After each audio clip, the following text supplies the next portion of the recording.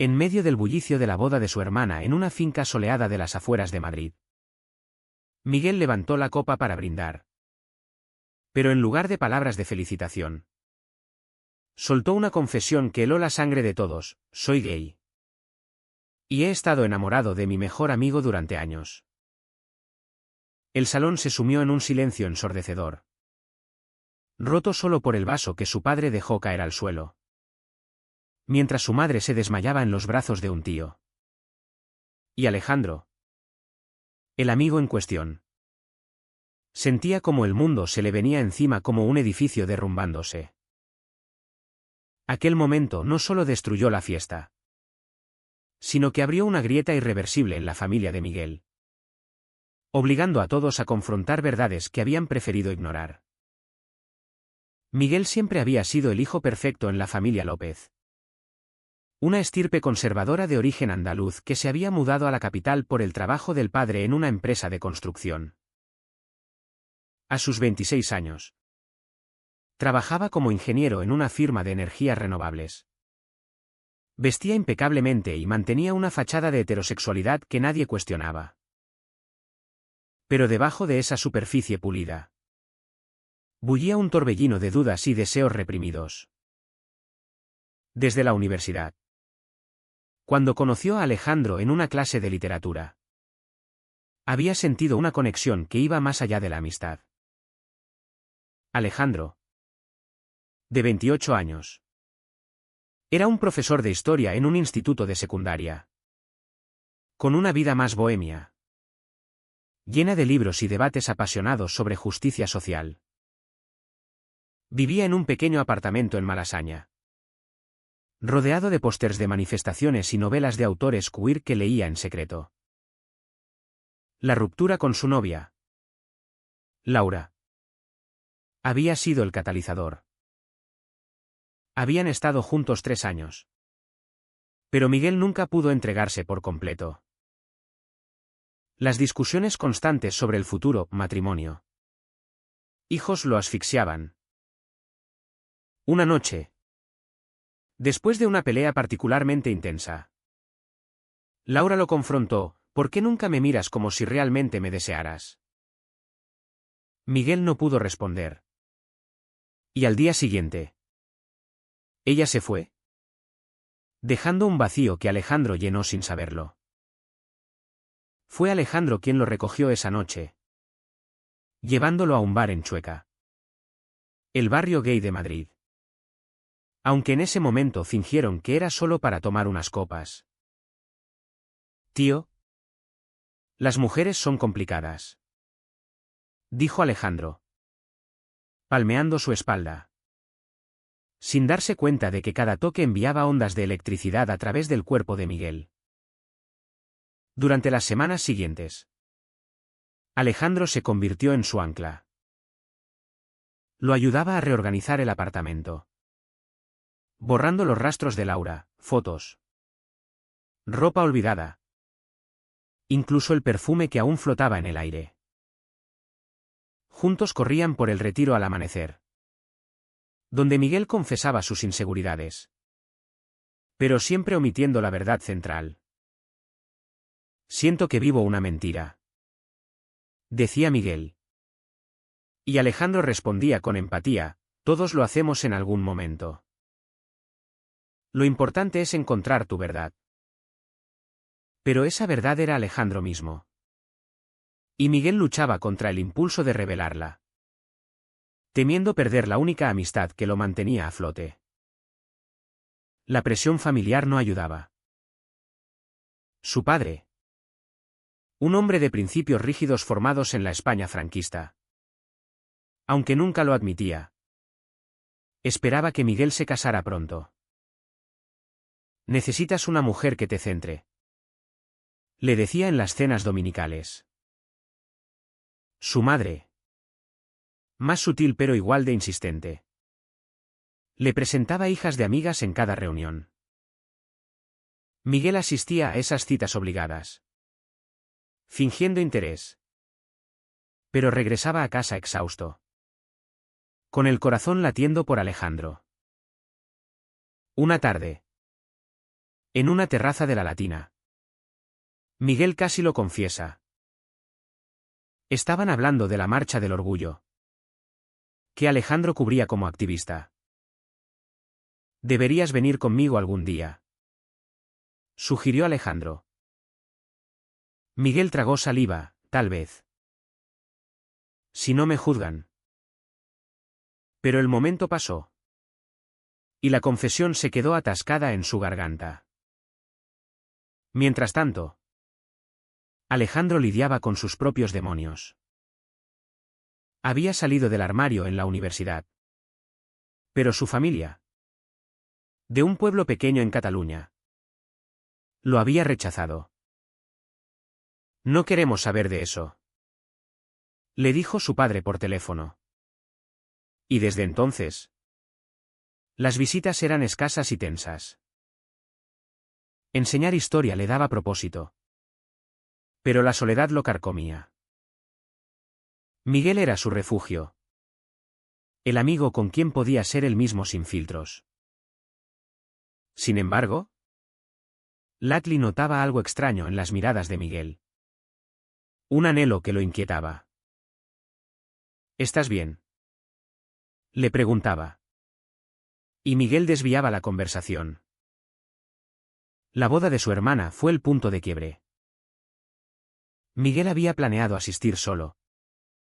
Pero su familia insistió en que invitara a una acompañante. En pánico, le pidió a Alejandro que fingiera ser su amigo especial para calmar las aguas. Alejandro aceptó.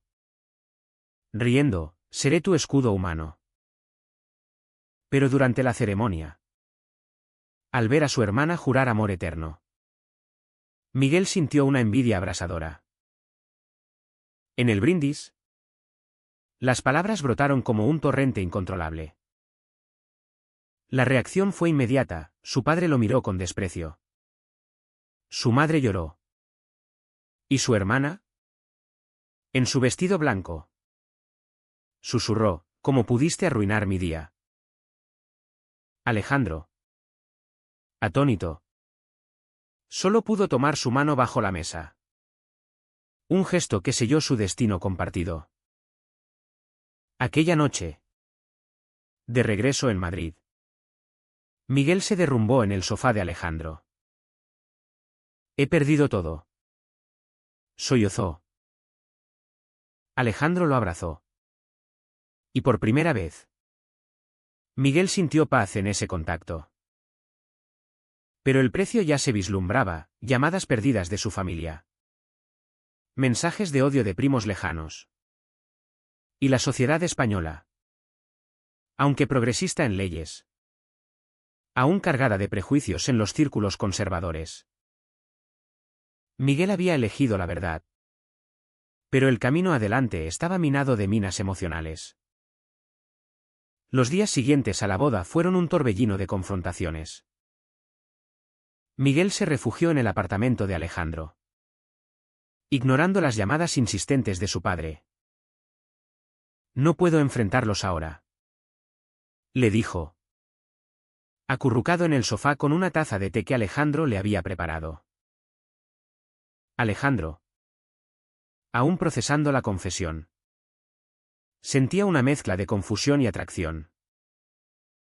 Siempre había visto a Miguel como un amigo heterosexual. Pero ahora, las piezas encajaban, las miradas prolongadas, los toques casuales.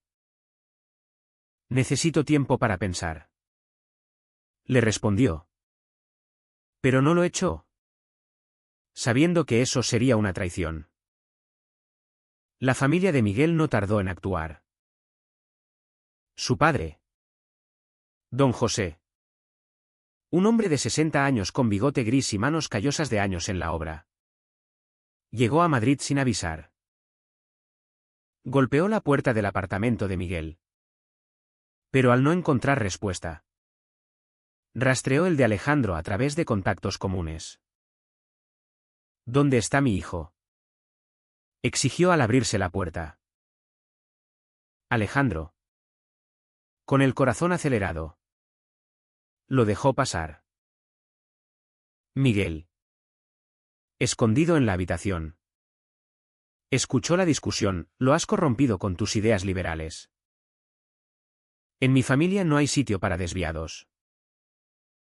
Alejandro defendió, Miguel es adulto. Y su orientación no es una elección. ¿Es quién es? Don José salió furioso, amenazando con cortarle el apoyo económico. Esa noche, Miguel enfrentó a Alejandro, lo siento por arrastrarte a esto. Alejandro suspiró, no lo sientas. Pero dime la verdad, ¿desde cuándo? Miguel confesó todo. Desde el primer encuentro en la universidad hasta las noches en vela soñando con él. Alejandro se sintió traicionado, me usaste como amigo mientras me ocultabas esto. ¿Y si no siento lo mismo? Miguel bajó la cabeza, lo sé. Pero no podía seguir mintiendo. Decidieron dar un paso atrás. Pero la tensión sexual y emocional crecía. Complicada por la culpa. En el trabajo, Miguel sintió los primeros golpes de la sociedad. Sus colegas, al enterarse por chismes de la boda, lo miraban de reojo. Un compañero, un tipo machista de Andalucía, comentó en la pausa del café, no sabía que eras de esos. Cuidado con los vestuarios. Miguel contuvo la rabia, pero internamente se quebraba. Llamó a su terapeuta. Una mujer progresista en Chamberí, quien le aconsejó, la salida del armario es un proceso. Pero debes protegerte. Sin embargo, la terapia no borraba el dolor de las miradas juzgadoras en el metro o en las calles de Madrid.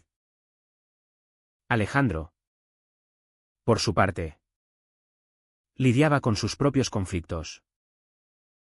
En el instituto, donde enseñaba a adolescentes curiosos, un alumno le preguntó sobre diversidad sexual en una clase sobre la transición española. Profe, ¿es difícil ser gay en España hoy? Alejandro respondió honestamente, aún hay batallas. Pero hemos avanzado. Pero en privado, dudaba de sus sentimientos por Miguel. ¿Era amor o lástima? Una noche, en una manifestación contra la homofobia en Sol, vio a parejas del mismo sexo besándose libremente. Y pensó en Miguel.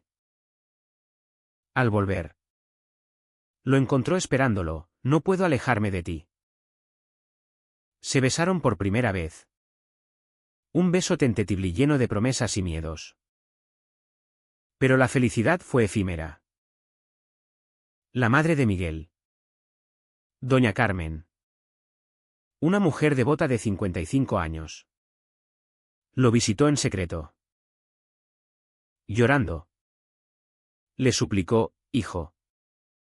Esto es un error. Piensa en tu alma. En la familia. Miguel, con el corazón partido, le dijo, mamá. No es un error. Es quien soy. Ella se fue. Pero no sin dejar una carta, si eliges esto, perderás tu herencia espiritual. Miguel la rompió.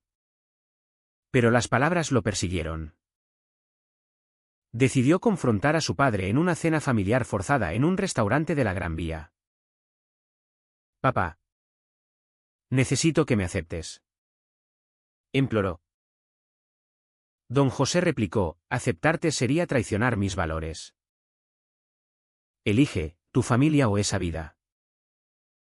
Miguel eligió. Pero el precio fue alto, aislamiento de sus parientes. Pérdida de invitaciones a eventos familiares. Mientras tanto, Alejandro enfrentaba su propia familia. Llamó a su padre en Cataluña, confesando su relación naciente.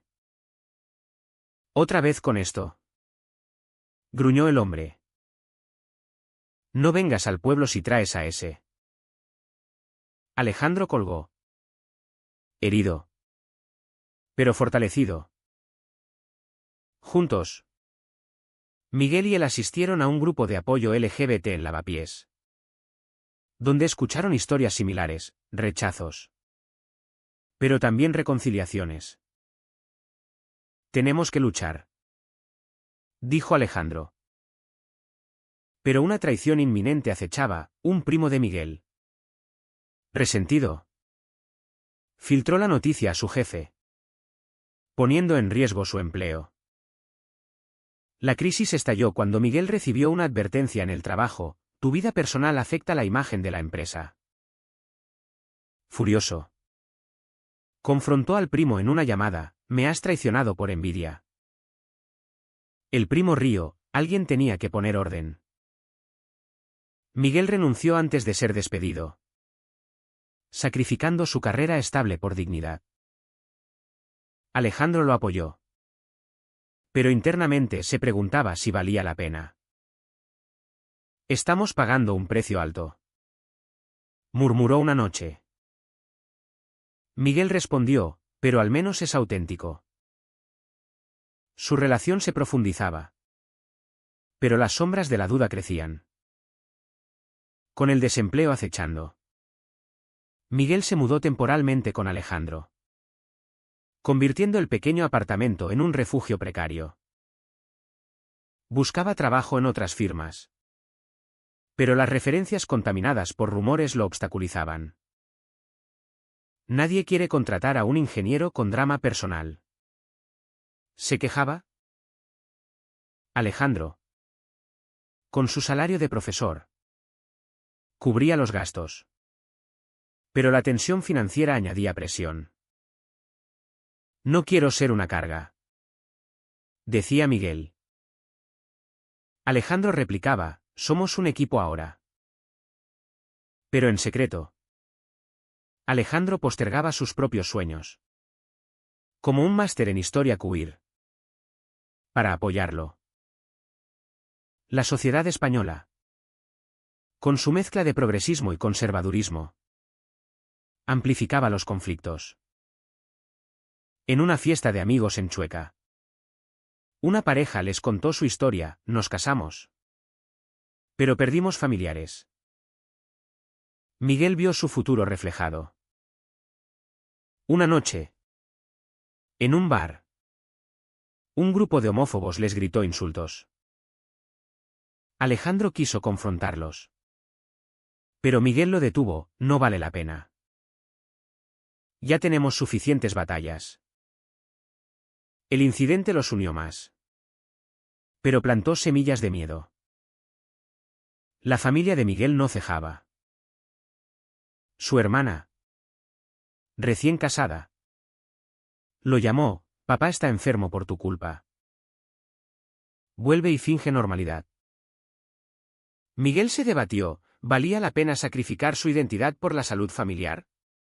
Visitó a su padre en el hospital, donde lo encontró debilitado por un preinfarto. Hijo, ¿por qué nos haces esto?, susurró don José. Miguel, con lágrimas: no os hago nada. Solo vivo mi verdad. Salió sin reconciliación, pero con una culpa que lo carcomía.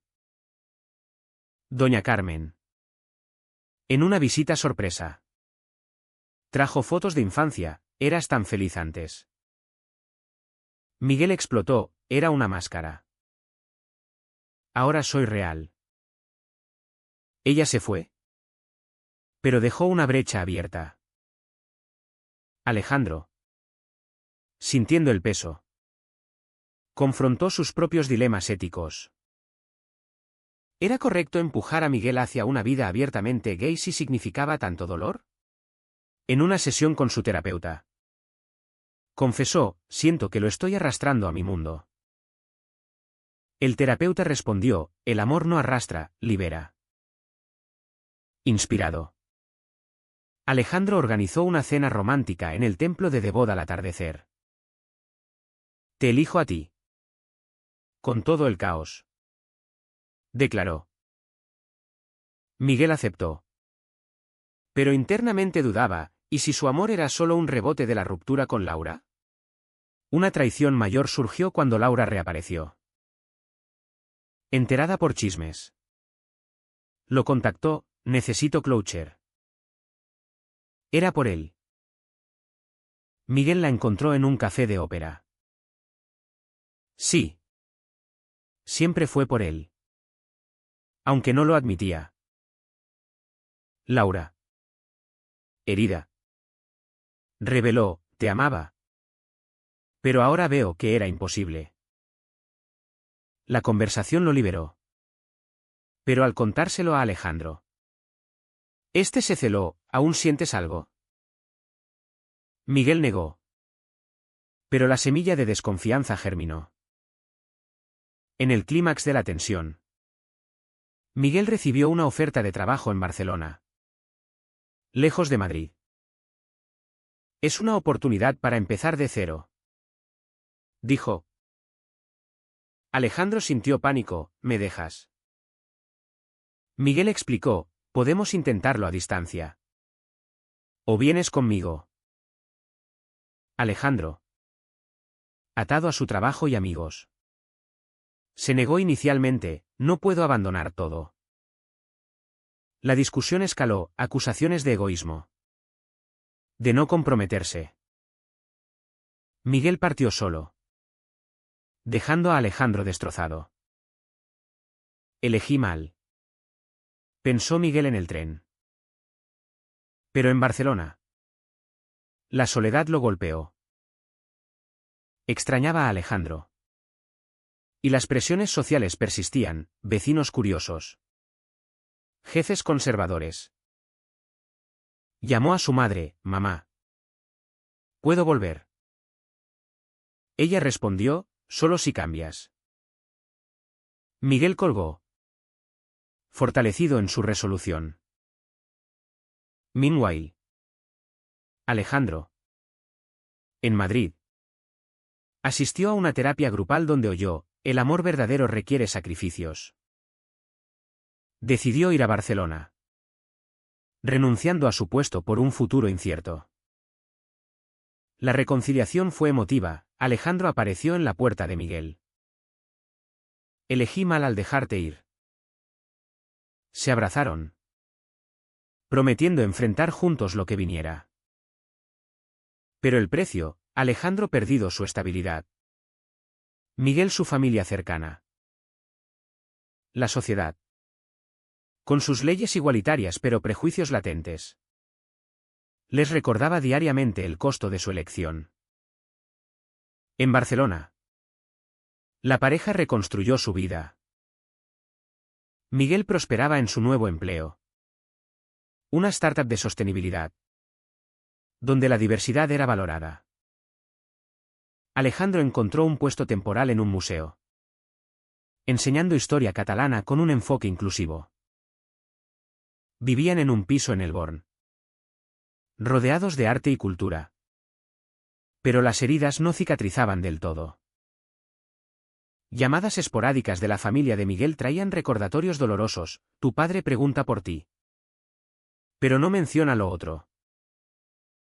Miguel respondía con neutralidad. Pero colgaba con el pecho apretado. Una confrontación final con su padre ocurrió en Navidad. Don José. Recuperado. Invitó a Miguel a Andalucía. Ven solo. Especificó. Miguel fue con Alejandro. Desafiando la condición. En la casa familiar. La tensión era palpable. Este es mi pareja. Presentó Miguel.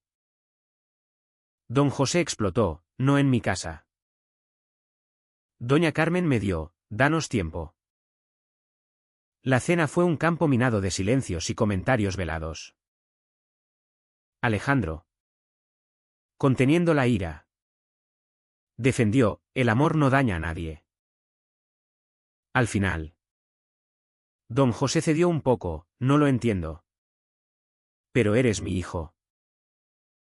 Fue un avance mínimo. Pero costoso, años de distancia emocional. La sociedad les presentó más pruebas.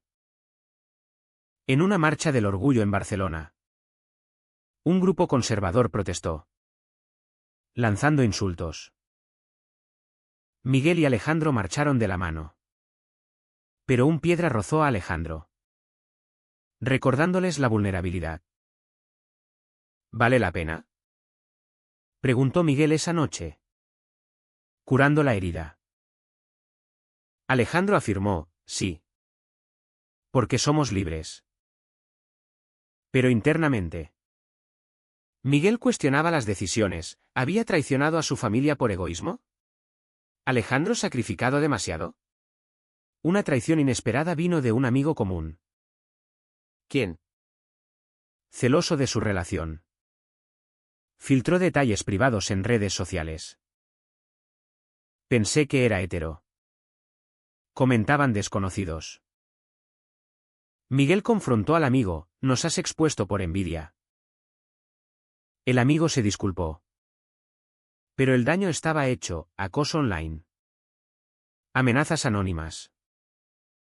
Decidieron privatizar sus vidas, pagando con aislamiento social. En el punto álgido, Miguel recibió una carta de su hermana, estoy embarazada. Quiero que seas parte. Pero sin drama. Miguel asistió al baby shower. Solo. Como concesión. Allí. Vio la unidad familiar que había perdido. Elegí el amor. Pero perdí esto. Pensó. Al volver, le dijo a Alejandro, a veces dudo si fue correcto. Alejandro. Herido, entonces. ¿Qué somos? La discusión reveló grietas. Miguel culpaba a Alejandro por tentarlo. Alejandro a Miguel por no comprometerse antes.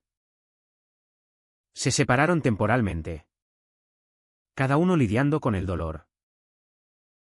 Miguel volvió a Madrid por unos días, quedándose con un amigo.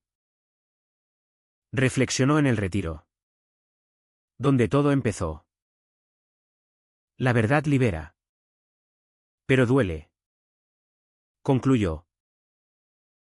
Llamó a su terapeuta, quiero reconciliarme conmigo. Meanwhile, Alejandro en Barcelona. Escribió una carta, te elijo. Con todos los precios. Se reunieron en una estación de tren. Como en una película. Prometiendo comunicación abierta. Años después, su relación se solidificó, pero marcada por cicatrices. Participaban en activismo, ayudando a otros en situaciones similares. Miguel reconcilió parcialmente con su familia, visitas esporádicas. Aceptaciones tibias. Alejandro encontró paz con la suya a través de cartas. Pero el precio pagado, carreras alteradas.